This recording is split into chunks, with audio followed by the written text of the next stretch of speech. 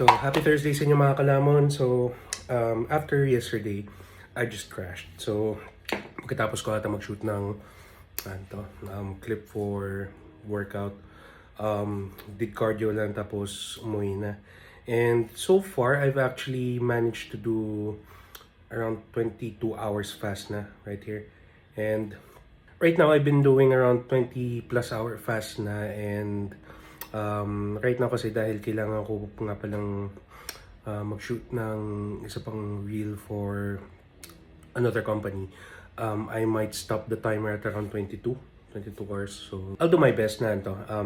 Sagarin or makomplete natin yung 24 hours. Dahil kasi, the results have been showing din naman thus far eh. Kaya, sobra akong natutuwa.